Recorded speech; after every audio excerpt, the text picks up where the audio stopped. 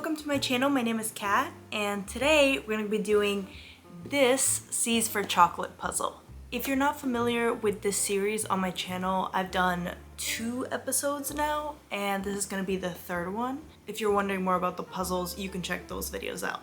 This series is very hard for me to edit, which is why I haven't posted one in a while. This one I actually filmed before I moved, so the background of the puzzle is going to be my old one, not the new table.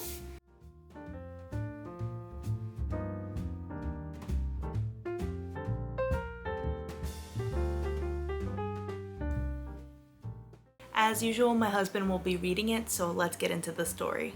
C is for chocolate. There was a buzz of activity around the usual tranquil Happy Dale nursing home. It was a beautiful morning in July when Emily Burrows parked her car in the leafy street outside, then made her way through the throngs of police and reporters gathering around the front lawn. "Can't go in," said an officer blocking her entry. "But my sister is here. I've come to visit," Emily objected. "Name?" barked the cop. "Emily Burrows." The officer scanned his list. "Your sister?" Martha Burrows." Just at that moment, Mrs. James, the home's manager, came forward. She looked pale and tired. "Martha's in her room," she said, ignoring the officer. "Go right on up. She'll be pleased to see you." "What's going on?" said Emily as she entered her sister's room. Martha was sitting up in bed and looked paler than usual. "Have you brought my cigarettes?" she croaked. Emily got out of a packet and handed them to her elder sister. Martha took out a cigarette, lit it, and inhaled deeply. "Won't the nurses kill you if they find you smoking?" asked Emily. Martha's frail hands began to shake. "What is it, Martha?" asked Emily. "Kill me for smoking?" Martha laughed nervously. "Maybe they will. That's why the police are here. Remember Jessica Watts?" Emily nodded. "The lady next door?" She'd met Jessica a few times. "She was a sweet old dear." "How is she?" "Dead. That's how she is. And what's more, murdered." Emily gasped. "Murdered? But who would murder an old lady who, quite honestly, didn't have that long to live anyway?" "Hey, watch your language," squawked Martha. "She wasn't much older than you or I. She was barely 81. "Are they sure she was murdered?" asked Emily. "Oh yes," said Martha. "At first, it looked like she died in her sleep, but the autopsy report came in yesterday. That's why all the police are here. She was poisoned." "Do they know who did it?" "Reno. Reno must have done it. He was with her last. It must have been him." "Who's Reno?" asked Emily. "One of the nurses." "One of my nurses." "Oh, Emily, talk to the police. I don't feel safe here. Find out what happened. Tell them who you are. Find out who did it." Just at that moment, Emily spied a plate with 2 chocolates next to the bed. "Really, Martha? Chocolates? You know you shouldn't with your digestion." "Oh, those," Martha replied. "I don't eat them. You know I don't like chocolate." She waved her cigarette at Emily. "These are my only vice. Jessica gave me the chocolates. They were her little wickedness. She was a regular chocoholic.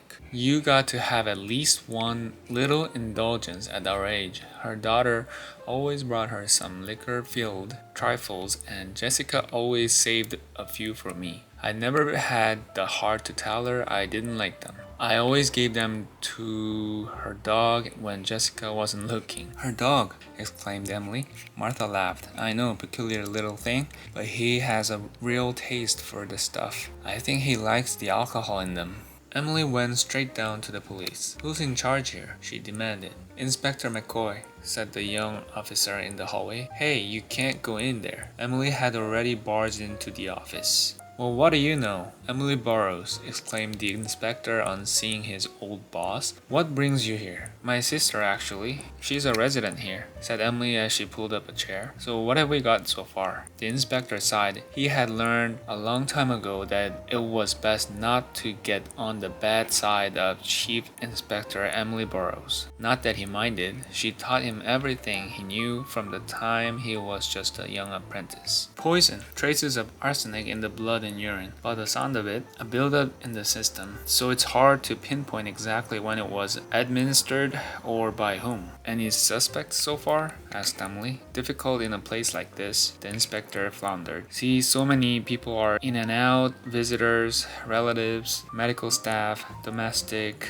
After all his years of experience, he suddenly felt like a young, incompetent novice, being questioned by the eagle-eyed Emily. Not likely all of them will have had access to arsenic, will they? Interrupted Emily sharply. Let's find out who did. The inspector nodded. The other thing is, Emily continued, with arsenic, someone could have been giving it to her for weeks, months even. It's unlikely they'd have put it all in one dose. She might have become suspicious. You're right, admitted the inspector. It can taste quite bitter, can it? You don't mind if I have a sniff around then? Questioned Emily, looking closely at him. The inspector held up his hands. Not at all, in fact. I'd quite welcome it. I'll let my men know. That evening, Emily and the inspector reconvened in the matron's office. 3 people were invited in. This is purely routine, Emily reassured the group. We're talking to everyone, but the police have already questioned us, said Trish Watts tearfully. I've told them everything I know. Emily felt for Jessica's daughter, a woman in her late 30s and heavily pregnant.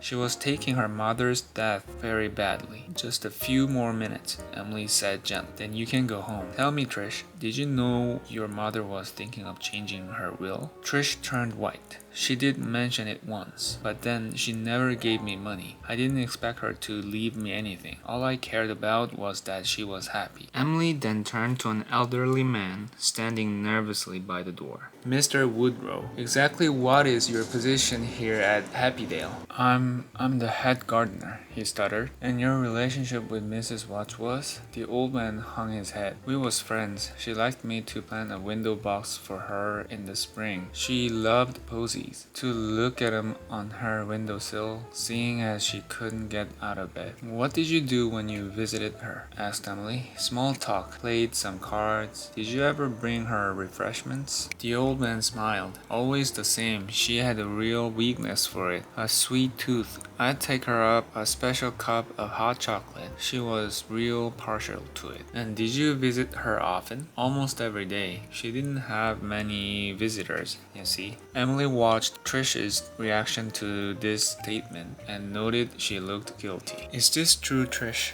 She asked. I got here when I could, said Trish. You can see it isn't easy for me. She burst into fresh tears. Now she's gone and it's too late. Tell me, Mr. Woodrow, said Emily, turning back to the old gardener. Is it true you keep arsenic in your shed? Yes, of course I do, he blustered. It's to kill off them dandelions. They make an awful menace to my lawn. And does anyone else have access to your shed? Asked the inspector. No, just me. I keep the keys here on my belt so no one could have got in. Suddenly he sat up. Hey, you're not saying I killed Mrs. Jessica, are you? No, of course not, soothed Emily. Just asking a question. She could see it didn't calm him much. Next, she turned to a young man who had been sitting quietly throughout the interviewing. And you are? Renault, ma'am. And your position? I'm a nurse here. I'm also in charge of the housekeepers. You know, see, everything is ship-shape and so on. He had an open, friendly face, handsome with masses of dark hair. And you tended Mrs. Watts daily. I did. And did that include feeding her and arranging her meals? He nodded again. And before you ask, I also had access to arsenic. In the summer we were plagued with rats in the pantry. As you can imagine, we can't let a thing like that continue in a place like this. Arsenic's the only thing gets rid of them. But I was very careful with it and where I left it. Emily regarded him closely. She'd come across this before. A guilty suspect offering information before it was asked. It made them look good and eager to help. Innocent. And you also used to look after Mrs. Daniels as well, didn't you? The young man's face suddenly clouded. How did you know about her? He asked. My job, said Emily. Even the inspector was surprised. He hadn't had this information. She's the lady that died here last year, offered Emily. It was in all the papers. There was a lot of trouble over the will. It was contested. She was a rich old dame and left all her money me an estate to Mr. Reno here. I never asked her to.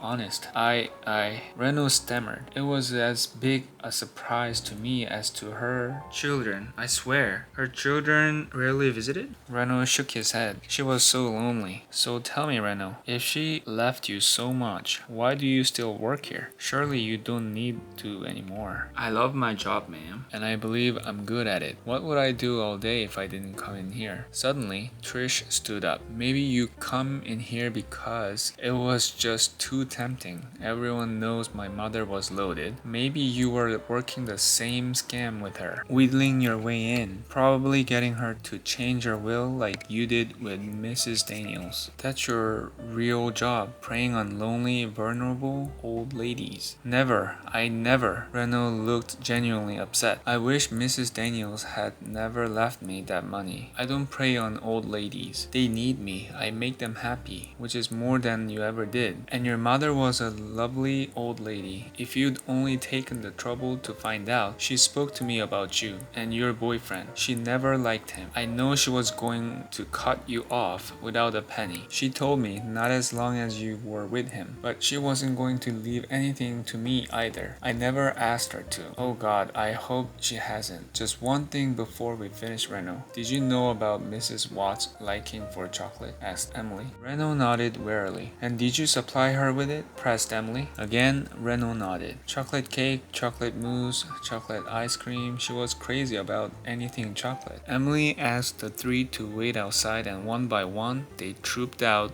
leaving Emily alone with the inspector. So what do you think? He asked. It's a clear case, said Emily mysteriously. Before we started the interviews, I went back into Jessica's room, and the evidence there quite clearly points to the true killer. She opened the door and pointed directly at one of the suspects, and that evidence clearly reveals that only you could be the murderer.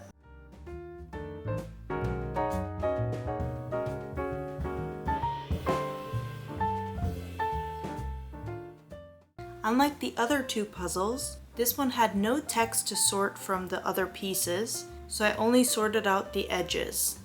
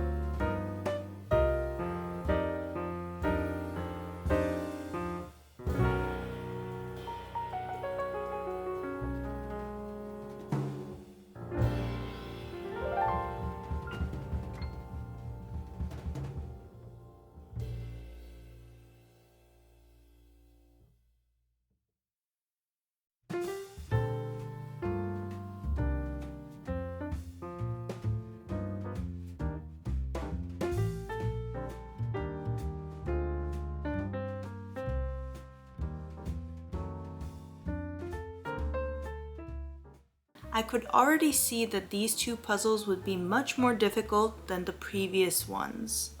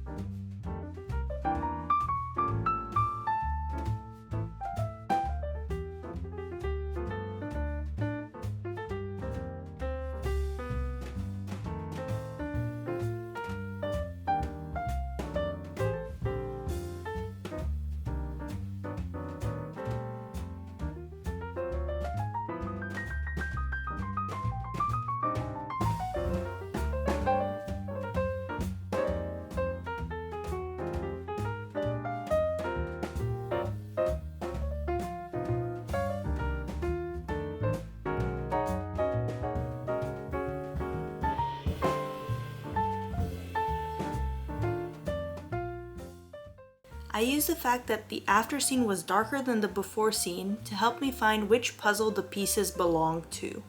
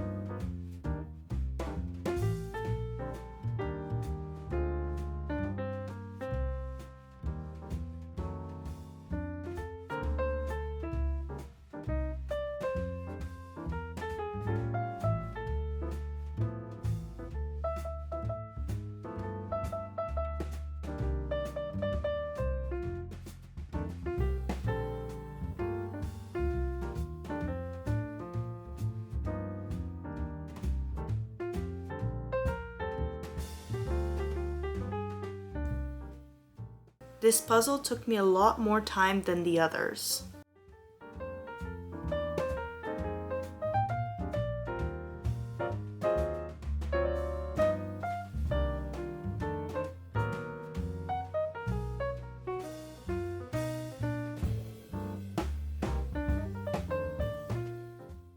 Honestly, this puzzle was the hardest to do puzzle-wise and the easiest to solve story-wise, which kind of made me a little disappointed. The scenes were very similar in color because it's the before and after scenes, so everything is quite similar.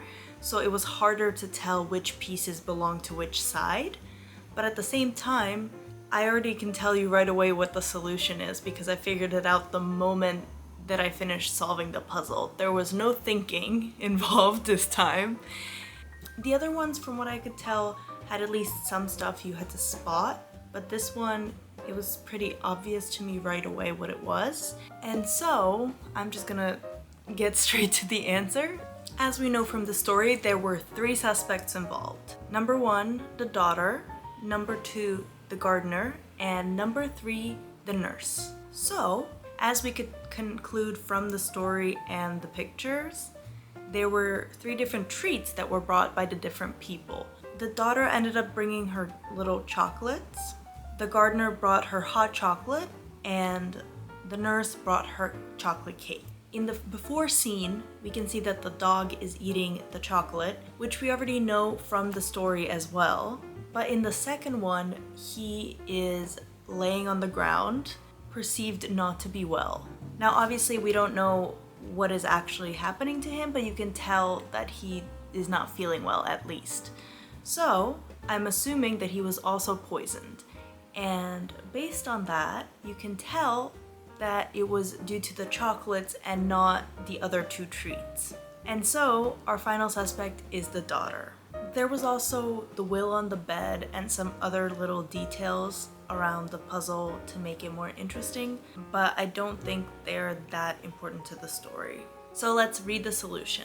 The solution. Emily's finger was pointed at Trish. No, cried Trish. Why would I want to kill my mother? I loved her. Yes, said Emily, enough to visit her only when it suited you. And yes, she had decided to change her will. I checked. Jessica had a word with the director here a few weeks ago. She wanted to leave her fortune to the nursing home. When you got wind that she wanted to change the will, you thought you'd better kill her before she got around to it. Sadly, if you'd only waited, the director knew knew of your condition and persuaded Jessica to leave her will as is, if only for the sake of the new baby, her first grandchild. Your mother had agreed. Trish fell back into her chair in a faint. If only you hadn't panicked and killed your mother, Emily continued. You would have gotten everything, but now because of your greed, the only thing you'll get is a prison sentence. But how can you be sure it was Trish? Asked Mr. Woodrow. Fudgy, said Emily. The dog, little Fudge, was found in Jessica's room an hour ago, close to death. The vet said saved him, determined the poor dog had been poisoned with arsenic. And what was Fudgy partial to? That's right, Jessica's liquored chocolates. The same chocolates her loving daughter brought to her on each of the few occasions she could be bothered to visit. Trish injected the arsenic into the liquor at the base of the chocolate where the alcohol disguised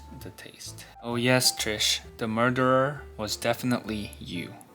So as you heard, the solution was correct. For these ones, I'm not really surprised whenever the solution is read as much as the other series, because a lot of the time it's very simple. So our assumptions were all correct, and they give us a little more details about the actual story. I don't know if I like this format more than the previous one in the other two stories. I think I liked the other one a little more maybe. I don't think it was about the story necessarily, but more about before they used to give us the before scene and the detective's desk or some sort of like detective's board. But this time we got the before and after scenes. I think that's what made it less hard to solve and also just less detective feeling. It didn't feel as interesting to solve as the other ones, I think, even though the other ones were also easy to solve. I feel like it was a big game of spot the difference. Let me know in the comments below if you have any suggestions about how these episodes would be easier to watch. For example, having the story being read while the puzzle is being solved, or going a different way about showing the solution off, or something in that realm. Thank you so much for watching, and I'll see you next time.